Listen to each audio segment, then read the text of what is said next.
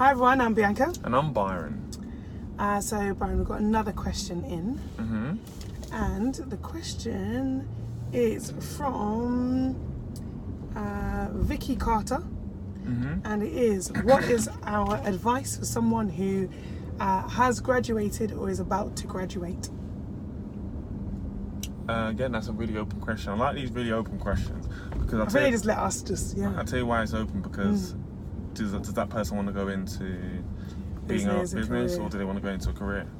No so it's idea. hard to kind of really tailor that answer. Yeah. So please, we could go back and ask more, but please, if you're submitting a question, I know it might make sense to you what that question is, but just so that we can give you some clarity on that answer, please just fill in a little bit more blank. So I'm going to go with if they want to be an entrepreneur, and you're going to go with if they want to go into a career. Okay. Is that fair? That's fine. Or we just mix it up? Yeah, it's fine. Go on then. Oh, okay. If they want to get into a career. They're Okay, just- well, I feel like if you're going to get into a career, the hope would be that by now you might have done an internship or some sort of kind of work experience. What did you do in the first career. when you finished university?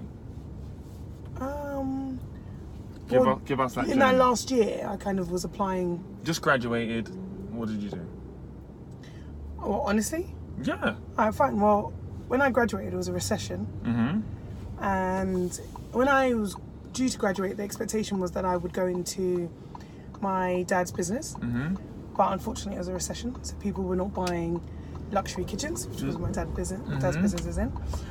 So it wasn't really the right time to do it. So I now had to kind of think of like a plan B, which I think is an important part of having education, a good education. Mm-hmm. So I then had to start applying for graduate jobs, which I, with hindsight, had I not thought I was just going to go into the business, I would have done a year earlier. Mm-hmm. Anywho, so I started applying for jobs, going for interviews and so on. And Sorry to interject. Did your dad ask you to come into the business? Yeah, Okay. Sorry, go on. as opposed to. Or did you just assume you was going to go into the business? No. It was It was asked of me. Oh, okay, cool. Well, that's something new. You didn't know that? No, I didn't know. Cool. Anyway, so I started applying for jobs and stuff, and then I got a couple of offers, but some of them I didn't really want. And I ended up at Accenture as a temp, Mm-hmm. and then worked really hard there, learned everything I could, and then got made permanent quite quickly afterwards, and that's kind of how I ended up in HR for a couple of years. Mm-hmm. But And then you was managing grads. Yeah. So what were the grads that was there any advice you'd give to the graduates that were coming into your program?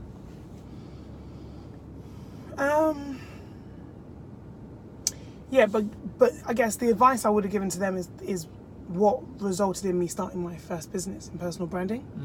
So actually the things I learned from them were great. But the things I would have said was just they should have been more, they could have worked on a personal brand better, i.e. better communication, dressed more appropriately. They should have networked better. I think some of them should have been less self-entitled. I think they should have been a lot of them should have been more kind of proactive in that they want to actively learn and put themselves out there and put their hand up and go for opportunities and things like that. And I think some of them just felt like, hey, I went to the best university, I've been given this job at this great institution, I'm one of X amount who have managed to secure this position, so therefore I'm important. And I think that attitude didn't work very well in the organisation, and they wanted people who were adaptable, proactive, interested, willing to learn, and so on. So I guess those are the key skill sets that I think are important if you're graduating. If you want to get a good job or career, just show yourself as someone who is willing to learn. You don't have to know it all. No one's really expecting you to know it all. People are willing to train you, but just be willing. And I think that's why I did well at Accenture, because when I went in, I didn't know anything about HR really. I'd done like one module at university, but it was a steep learning curve, but I was willing. Like, I read everything I had to read. I went to all the meetings. I put my hand up for opportunities. I networked the hell out of it. I made sure the managers knew who I was, the senior managers knew who I was, I knew who they were. And I made that effort at every level, so including the people I supported and the people that I was working for or underneath, and the other additional stakeholders. So that's kind of what I did. But I'm in answer to the question, which is what do you do after you graduate? If you haven't already thought of what career you want to go into, and that would help. If you haven't, identify your skill sets, work out what you're good at, what you'd be interested in, and then go into something. Even if it's not your dream career, even if you don't think you're going to be there forever, go in, all, you know, guns blazing. Do everything that you can, learn what you can. What if they don't absorb know what their information. skill set is, yeah? But then there's the only way to learn is to do. And look, don't get me wrong, when I left Accenture after 2.5 years because I wanted to experience something new and I didn't feel that's what I wanted to do long term. I wanted to start my own business. So I left and went into recruitment and hated it, but that was a learning curve. I learned a lot from that experience in terms of what I liked and didn't like. And I think that's one of those things you have to do. You have to put yourself out there to work out what you do and don't want to do and what your skills are. Mm-hmm. So yeah, from a career perspective, I think get out there, make sure when you go to the interview you're well prepared, you know about the company, you know, and so on. But yeah, networking I think is key. So go to all those, you know, careers fairs and graduate shows, and if you've just graduated, then that stuff's you've probably missed quite all of them. To be frank.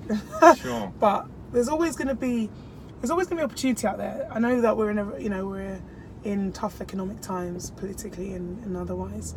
But there are always people looking for great people. And I think when you look at it from an entrepreneur perspective, one of the things most entrepreneurs say is it's so hard getting great staff. Mm-hmm.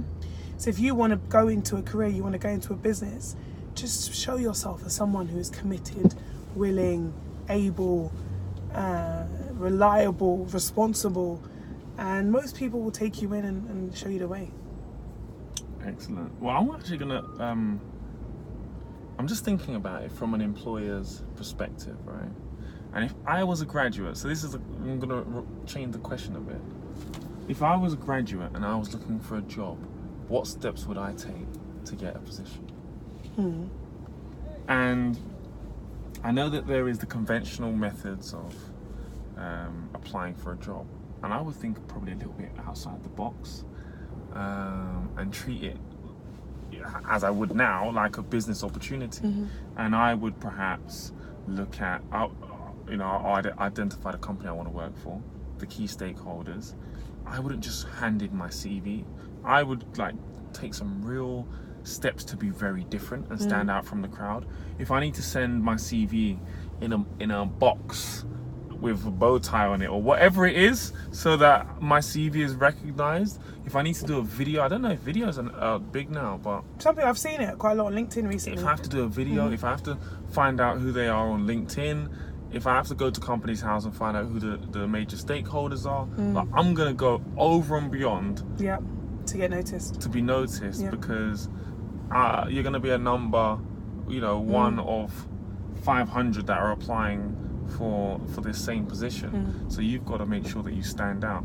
Even if I've got to hand it in and put I think that depends on the size of the organization. Very true.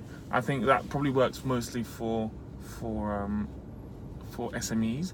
However, even larger corporations like the ones you've worked for, I bet you it's not too difficult to eventually track down the relevant person. Oh yeah, of course. But do you know the difference is? We hide behind emails and we hide behind emails all the time, right? And I think if you just picked up the phone and you made a few phone calls, you're gonna narrow down the relevant department and person. And sometimes just having a 5-minute conversation to say, what is it is there any quick hints or tips that you could give me prior to me applying? Who is it my CV is going to be going to? Is it going to be, I'll just have a open conversation, and hopefully, when you're a graduate, how old are you now? 21? Yeah. So, I think maybe we should ask one of my recruiter clients, recruiter friends, how they would feel about that. Because I think there's an element of, because I've heard from them. They don't want to be bothered. There's a balance to be struck, right? Absolutely. Because sometimes I've heard people they've got people who just always messaging them, always, and some of them they take kindly to. I think it's the way it's the approach, of course. Absolutely. But some of them are like, oh, it's so annoying. They always send me messages, and all they do is divert them back to the process, back to the link, back to the website. But you know what? Even if that, as long as you don't become a pest. Yeah, that's what I'm saying about the balance. I think it's still worthwhile putting in that phone call. And I know they probably get a billion messages, but then you just have to find another way to make sure that you're noticed. I definitely agree about that though. But even sending the CV as a gift box and all that stuff, that's something we would definitely say to entrepreneurs and alike. I'll put it in a gold envelope, but with hot wax foil seal, embossed seal. But just even, yeah, sure. I mean, there is that, yeah. I was going to say something, but I forgot what I was going to say. Old age, dear. It's because you just kept talking over me. What's new? Yeah. Taste of your own medicine, right? Clearly want trouble, right? So, from the other side then, if they want to be an entrepreneur, they want to be do you know what? Just to add to that, I think sometimes, and from the employer's kind of point of view, you never know how good someone's going to be. Oh yeah, absolutely. Yeah, so just remember that when you're a graduate, we never know. Everybody says all the same cliche things. These are my skills, these are my abilities. You have to really sometimes just get the job and demonstrate it. And if you have to take,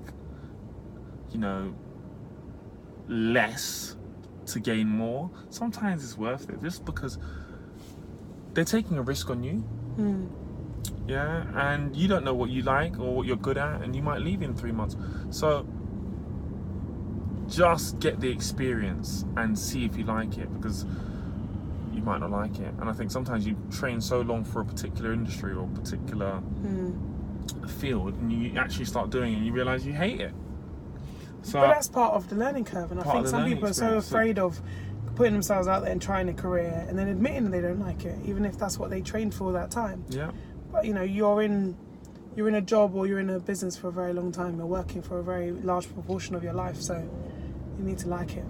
So get out there and try new things. I think it's a big one. Just try it and get out there and network. Like People this is another thing. 70% of roles are filled via networks, and they'll be publicly advertised. I thought it would be more than 70%. It might be more, to be fair, since that research was conducted. But so that means you need to be out there networking, meeting people, telling them what you do, why you do it, what your interests are. Because it's not always about going the conventional route. Of course, there are some organisations where you have to go through the application and so on. But there are some where actually it's who you know and how much they know about you and who they know. So you have to get out there and make yourself known, noticed, notable. The other thing I would say in both scenarios is get a mentor, if possible.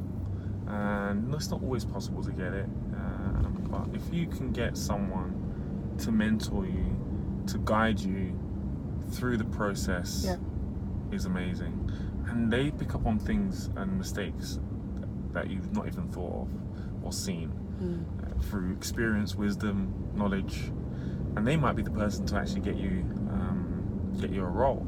So definitely look for a mentor, and that goes for whether you're looking for a job or whether you're actually looking to get into this entrepreneurial life.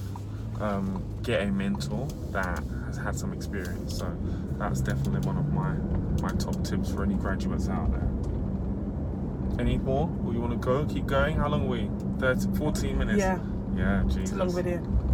So we can ramble on for hours, I think, on this topic. Yeah, but if you're going to start a business, I think after you've graduated, I think that's a whole nother conversation that we could have about that startup process, which is mostly in the book anyway. But just just think about if you're going to start a business straight from graduation. Just look at, you have to plan it properly, because it's you don't have that business experience and so on. Doesn't mean you can't do it. You just have to really think about what is it I want to do, how am I going to do it financially, how can I afford it, all of those questions. So it's like any other person starting a business. Just think about what steps you need to take to make it happen. Well done, boss. Thank you very much. All right. Well, I've been Bianca. And I'm Byron. Self-made is success.